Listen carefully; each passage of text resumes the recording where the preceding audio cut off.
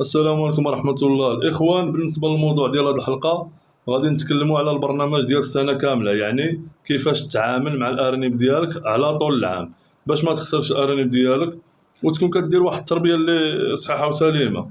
وفي نفس الوقت يكون المشروع ديالك غادي في طريق الربح، يعني يكون المشروع مربح، لأن هذا البرنامج الإخوة اللي غادي نتكلموا عليه غادي يخليك تفادى كاع المشاكل اللي كيكونوا سبب في الخسارة ديال الأرانب ديالنا، يعني الأسباب اللي كيخليو الأرانب ديالنا يموتوا.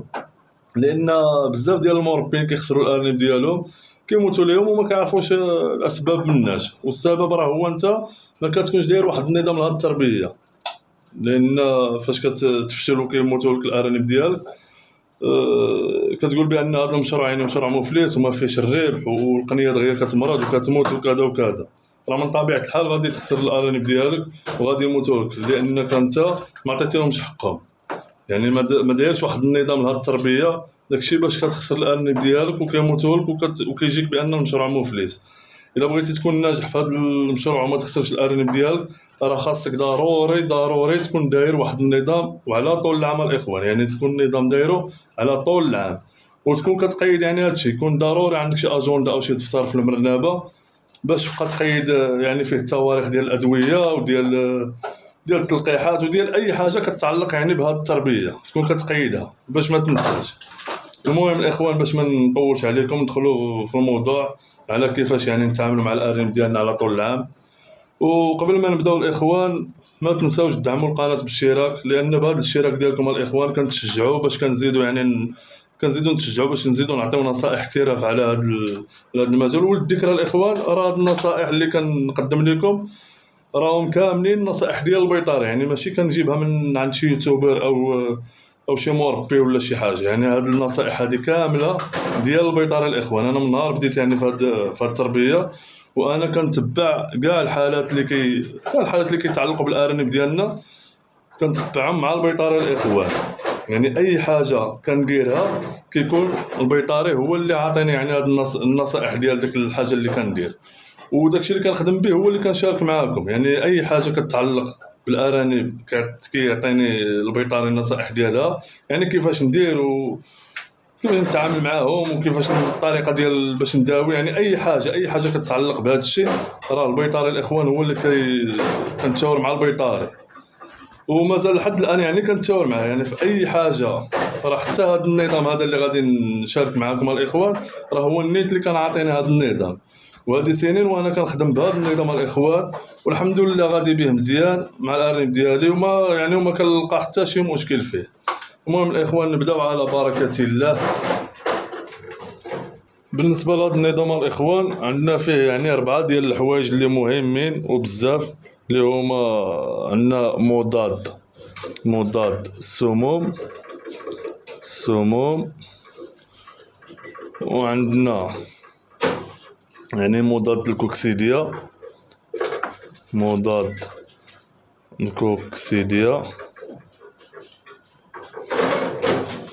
وعندنا فيتامين A D3E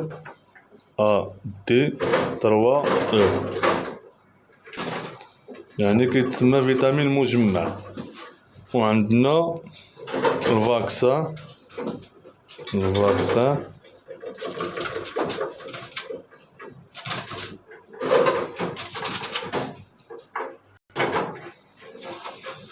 هادو الاخوان 4 ديال الحوايج اللي مهمين، وغادي نديروا الطريقه يعني ديال الاستخدام ديالهم. انا درت لهم على شكل طابلو باش يعني كل شيء يفهم الاخوان. عندنا مضاد السموم، عندنا مضاد الكوكسيديا، وفيتامين A D3E، والفاكسان. دابا غندوزو الطريقه يعني ديال الاستعمال ديالهم على طول السنه. عندنا هذا الشهر عندنا غنبداو 8، عندنا 9، وهذا شهر 10، وشهر 11، شهر 12، شهر 1، وشهر 2، 3، 4، و5، و6، و7، وعندنا 8. علاش درنا الاخوان 8 هنا وهنا؟ لان كيف ما كتعرفوا بدايه الموسم ديال الارانب راه هي شهر 9، وانا درت هنا. انتم غادي تشوفوا معايا كلشي يعني في الشرح وفي التقرير غادي تعرفوا علاش درت هذا الشهر 8 هنا وعلاش كاينه حتى هنا. دابا هنا غادي نحط مضاد السموم.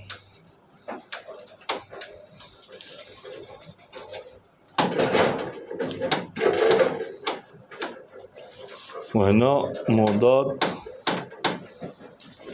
الكوكسيديا. وهنا فيتامين A D 3 E. وهنا الفاكسان. دابا بالنسبه الاخوان لشهر 8 شنو غادي نستعمل في هادو؟ غندير غير مضاد الكوكسيديا. فوقاش غادي نديرو في 25 من شهر 8. دابا هذا الشهر هانتوما باش ركزوا معايا، هادو الشهورة شهر 8 9 10 الى اخره، وهادو يعني باش غادي تخدم انت على طول العام. عندنا دابا 25 في شهر 8 وعندنا 26 في شهر 8 و27 في شهر 8، يعني 3 ايام متابعة غدير لهم مضاد الكوكسيديا. علاش درنا هاد مضاد الكوكسيديا الاخوان في هذا الوقت؟ لان هاد الكوكسيديا الاخوان باش كتقضي انت على هاد الكوكسيديا، لان هاد الكوكسيديا ديالها كيخصك تقضي عليها، يعني باش كتوجد الارانب ديالك لبدايه الموسم، وكيكون الجسم الارنب مستعد باش يتفاعل مع اللقاح، وفي نفس الوقت يعطي المناعه للارنب ديالنا. ومن الاخوان غادي يدخل شهر 9، يعني نهار 1 في شهر 9 غنديرو الفاكسان. 1 في شهر 9، 1 من شهر 9 غادي نديرو الاخوان الفاكسان. يعني نهار 1 في شهر 9 غتفاكسي على التسمم المعاون. غتفاكسي على التسمم المعاون. علاش ما هضرناش الاخوان على التسمم الدموي؟ لان الفاكسا ديال التسمم الدموي الاخوان مقطوع في المغرب، هادشي راه معروف، داكشي علاش ما دخلناش في هذا النظام، وباش يعني تفادى ان يقيسك التسمم الدموي الاخوان. غادي نديرو ان شاء الله فيديو على كيفاش تفاداه. ودابا درنا نظام يعني على اللي واجد، وما كنصحش يعني الاخوان انك تشري مع شي واحد اللي قال لك راه يعني كيعرف شي واحد كيدخلو من برا او شي حاجه، لان راه كيكون خاسر، لان داك اللقاح ديال التسمم الدموي كيجي في واحد اللي كيخصو قابض واحد البروده، وهذاك اللي جايبو يعني انت ما عارفش المصدر ديالو كيفاش جا وفي البلاصه فاش جا. يعني من الاحسن ما تاخذوش، ونهار يكون متوفر الاخوان عندنا في البلاد ديالنا، ديك الساعات غادي ندخلوا له ان شاء الله النظام ديالو. المهم نكملوا الاخوان. بالنسبه قلنا نهار 1 في شهر 9 غدير الفاكسان ديال التسمم المعوي. وبالنسبه للاخوان اللي يعني بدل النوع ديال الفاكسا او اول مره غادي يفاكسي، يعاود يدير يعني التذكير نهار 20 من شهر 9. بعد شهر 9 شنو درنا فيه الفاكسا. بالنسبه بعد رجعوا لشهر 8 راه هادشي اللي غادي دير انت، كدير هاد مضاد الكوكسيديا باش كتهيئ الارانب ديالك لهاد اللقاح هذا اللي دابا درنا في شهر 9. يعني في شهر 8 هاد السنه هادي ما غنديروا والو، ما كاينش فيتامين، ما كاينش فاكسان، ما كاينش مضاد السموم. كاين 25 26 27 اللي غنخدموا بها غير باش نهيئوا لهاد الفاكسان الاخوان. دابا كيف ما قلنا 21 ديال الفاكسان، ونهار 5 و6 و7 من شهر 9 غدير مضاد السموم. يعني نهار 5 و6 و7 غدير مضاد السموم. والدور ديال هاد مضاد السموم الاخوان كينشط الكبده والكلاوي ديال الارانب. يعني من بعد ما درنا اللقاح ديال الفاكسا ضروري نهار تخليهم يرتاحوا واحد 3 ايام، وكدير نهار 5 6 7. انت عقل غير على هاد التواريخ، تخدم بهاد التواريخ هادو 5 و6 و7 غدير لهم مضاد السموم. وبالنسبه للمضاد الكوكسيديا ما غتعطيلهمش في هذا الشهر، يعني هاد الكريوات هو راك ما غدير والو في داك الشهر. بالنسبه لشهر 9 مضاد الكوكسيديا ما غاديش نديروه. درنا مضاد السموم في 5 و6 و7، درنا الفاكسا نهار 1 وعاودنا التذكير نهار 20. التذكير بالنسبه اما اللي مفاكسي ويعاود من نفس الفاكسا ما يوليش يدير التذكير، يعني كل 6 شهور تيخصك دير الفاكسا. دابا نهار 1 في شهر 9 درنا الفاكسا، و5 و6 و7 من نفس الشهر درنا مضاد السموم. بالنسبه للمضاد الكوكسيديا ما درناش. الفيتامين غادي نديروه في 10 من شهر 9 و11 ونهار 12. غدير الفيتامين غادي تعطيهم باش يعني الارانب ديالنا تيكونوا واجدين للانتاج. هاد الفيتامين ا دي 3 او كيوجدهم للانتاج والموسم، يعني الموسم ديال الارانب. وبالنسبه للاخوان لشهر 10 نهار 15 من شهر 10 ونهار 16 ونهار 17 غادي تعطيهم مضاد السموم، ونهار 25 و26 و27 يعني 3 ايام عاوتاني متابعه غتعطيهم مضاد الكوكسيديا. هاد المضاد الكوكسيديا تقريبا كنعطيوه لهم من شهرين لشهرين، عاد كنعطيوهم مضاد الكوكسيديا بحال شهر كتعطيهم وشهر لا، وشهر تعطيهم وشهر هكا غادي نمشيو ان شاء الله. وبالنسبه لمضاد السموم راه كل شهر. المهم غادي نتبعوا الاخوان شهر بشهر حتى غادي نساليو هذا النظام ان شاء الله كامل. وبالنسبه للفيتامين ما كاينش، الفاكسا ما كاينش، يعني غادي نمشيو دابا لشهر 11 الاخوان. شهر 11 كيف ما العاده 15 و16 و17 من شهر 11 مضاد السموم. الكوكسيديا لا ما تعطيهمش المضاد ديالها، ونهار 1 و2 و3 تعطيهم الفيتامين، يعني الشهر باش تبداه بالفيتامين نهار 1 ونهار 2 ونهار 3 غتعطيهم الفيتامين، ونهار 15 و16 و17 غتعطيهم مضاد السموم. منين يبدا شهر 11 الاول ديالو غتعطيهم فيتامين. تعقل على هذا الشيء، سكرينيه او قيدوه، يعني المهم هذا البروغرام هذا ان شاء الله منين غادي نكملوه عقل عليه، وهذا هو النظام ديال العام كامل. بالنسبه يعني شهر 11 اخوان هادشي اللي غدير نهار 1 2 3 كيف ما قلنا الفيتامين مضاد السموم 15 16 17. دابا نمشيو شهر 12. شهر 12 عندنا عاوتاني غادي الرابيل ديال مضاد الكوكسيديا. عندنا في 25 و 26 وفي 27 3 ايام، دائما 3 ايام الاخوان. وعندنا مضاد السموم، مضاد السموم في 15 16 و 17. مضاد السموم كل شهر. وبالنسبه للفيتامين هنا ما غاديش نديروه، والفاكسا ما غاديش نديروه. والاخوان ما تهاونوش يعني على هذا مضاد الكوكسيديا، لان هذا الكوكسيديا الاخوان راه هي اللي كتكون السبب في الموت ديال الصغار، يعني في الارانب ديالك ملي كتفطمهم بزاف ديال المربي راه كيوقعوا لهم هاد المشاكل هادو. كيفطم الارانب ديالو كتدوز من بعد الفطام واحد 10 ايام او 20 يوم كيبقاو يجيهم انتفاخ او اسهال وكيموتوا. راه السبب هي الكوكسيديا الاخوان. ضروري هاد مضاد الكوكسيديا تمشي معاه بهاد الطريقه اللي كنقول لك الاخوان. دابا غادي ندوزو لشهر 1. شهر 1 غنعطيو الفيتامين الاخوان نهار 5 و6 و7 من شهر 1 غتعطيهم الفيتامين ديال ا دي 3 او. ومضاد السموم نهار 15 و16 و17 3 ايام متابعه، يعني في النص ديال اي شهر تقريبا كتعطيهم، الا النهار اللي كيكون الفاكسا. النهار اللي كيكون الفاكسا هي اللي ما كتعطيهمش في نص الشهر، كتبعو مباشره به باش كتزيد يعني كتزيد تعطي يعني تقوي من المناعه ديال هذا الفاكسا. مضاد الكوكسيديا هنا ما كاينش، والفاكسا ما كاينش. دابا غادي ندوزو الاخوان لشهر جوج. شهر جوج عندنا نهار 15 كيف ما العاده، و16 و17 من شهر جوج مضاد السموم.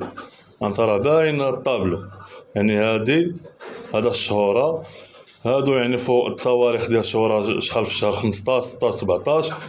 وهنا الفوق شنو غدير؟ غتجي لهنا غتشوف الشهر، غتشوف هنايا تلقى كروة، يعني ما غتخدموش في هذا الشهر. لقيتي التاريخ ديالو غتخدمو في داك التاريخ، هكا غادي تمشي مع هاد الطابلو. قلنا شهر جوج مضاد السموم غنعطيو نهار 15 و16 و17. وعندنا مضاد الكوكسيديا ما درناش في الشهر اللي قبل، غنديروه دابا في هاد الشهر. غنديروه نهار 25 و26 و27. مضاد الكوكسيديا في شهر جوج، 25 في شهر جوج، 26 في شهر جوج، و27 في شهر جوج. مضاد الكوكسيديا. الفيتامين لا، والفاكسان لا. يعني الا لاحظتوا الاخوان، بالنسبه للفيتامين تا هو بحال شهر وشهر لا، شهر وشهر لا، العكس ديال مضاد الكوكسيديا. دابا اخوان غادي ندوزو لشهر 3. شهر 3 الاخوان عندنا نهار 1 في شهر 3 غادي تعاود الفاكسان. نهار 1 في شهر 3 غتعاود الفاكسان ديال التسمم المعوي اللي فاكسيتي به في الاول ديال شهر 9. دابا هنا وصلنا ل6 شهور، وكل 6 شهور كيخصك تفاكسي. دابا هنا وصلتي 6 شهور غادي تولي تعاود تفاكسي، وغير مره وحده، ما توليش عاود الرابيل كيف ما هنا. صافي من هنا غدير غير مره وحده. وشهر 9 اللي جاي تا هو غتولي دير غير مره وحده، الا بدلتي النوع ديال اللقاح عاد تولي تعاود له الرابيل من بعد 20 يوم. وكما قلنا الاخوان بالنسبه لشهر 3 نهار 1 في الشهر، نهار 1 غدير الفاكسان. وعندنا نهار 5 و6 و7، يعني كيف ما قلت لكم قبل بالنسبه للمضاد السموم. هنا ما غنديروش في 15، غنديروه نهار 5 ونهار 6 ونهار 7 كيف ما درنا في شهر 9. 5 و6 و7. ومضاد الكوكسيديا لا ما غنديروش. والفيتامين غنديروه نهار 11 و12 و13 من شهر 3. بالنسبه لشهر 3 هذا هو النظام اللي غادي دير. غتفاكسي نهار 1، 5 و6 و7 غتعطيهم مضاد السموم. مضاد الكوكسيديا ما غتعطيه لهمش. الفيتامين A D 3 E غتعطيهم 11 و12 و13. دابا غادي نمشيو لشهر 4. بالنسبه لشهر 4 الاخوان نهار 15 من شهر 4 غتعطيهم مضاد السموم.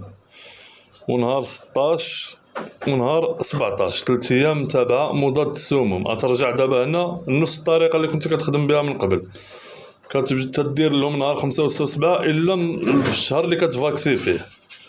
دابا القضيه راه واقيلا بدات كتفهمها الاخوان. ونهار 25 و26 و27 مضاد الكوكسيديا. 25 26 27 مضاد الكوكسيديا. بالنسبه للفيتامين هنا ما تعطيه لهمش، الفاكسان ما كاينش. دابا الاخوان غادي ندوزو لشهر 5. نهار 1 و2 و3 غادي تعطيهم الفيتامين. فيتامين نهار 1 و2 و3 غتعطيهم الفيتامين. وبالنسبه لمضاد السموم نهار 15 و16 و17، يعني نفس الطريقه. 1 و2 و3 الفيتامين، و15 و16 و17 غتعطيهم مضاد السموم. دابا ندوزو لشهر 6. شهر 6 الاخوان عندنا بعدا هنا مضاد الكوكسيديا ما غاديش تعطيه لهم، والفاكسان كما قلنا ما كاينش. دابا شهر 6 مضاد السموم نهار 15 كيف ما ديما، و16 و17.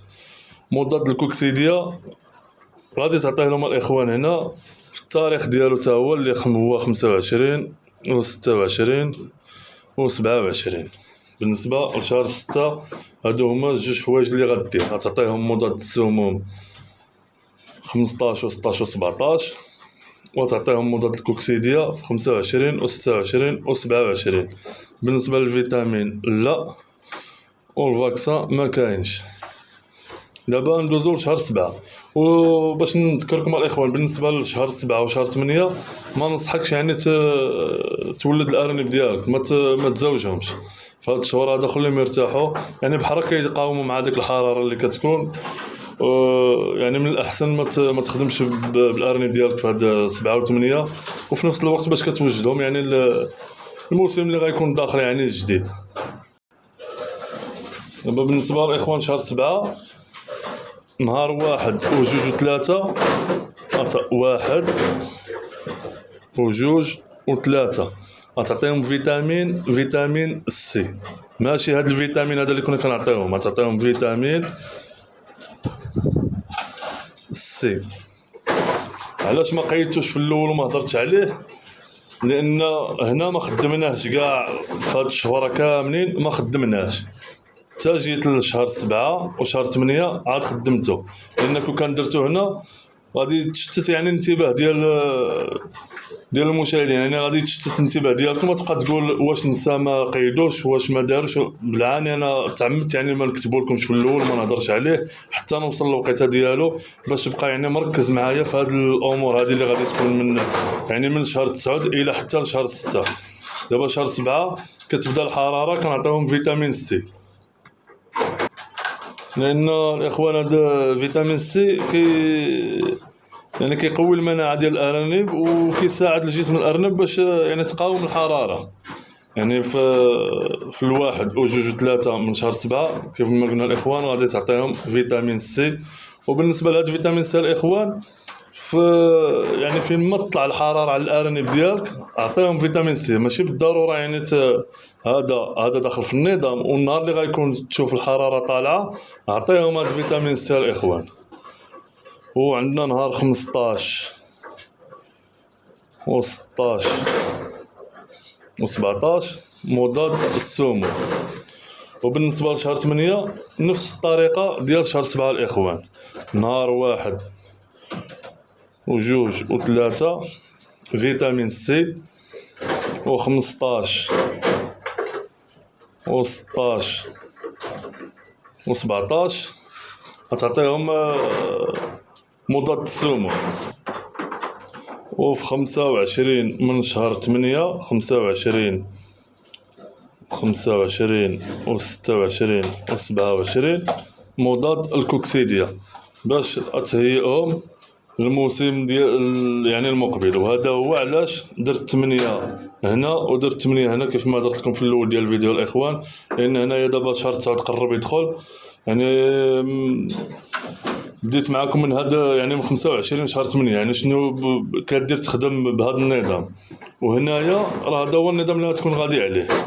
ومن بعد الاخوان غتبقى تمشي بنفس الترتيب، يعني شهر 8 اللي غيولي عندك في النظام راه هو هذا هو اللي غيولي داخل في النظام. انا تعمدت درت لك هذا باش يعني تبدا بموسم متكامل وتهيئ الارنب ديالك. علاش درت لك هنا مضاد الكوكسيديا؟ باش كتهيئهم لهذا الشيء هذا اللي درنا الاخوان، تتهيئهم لهذا التسمم، لهذا الفاكسا ولا يعني الجسم الانسان ديال الارانب كتهيئوا لهذا لي فاكسا الاخوان، والموسم يعني اللي غيكون غيدخل.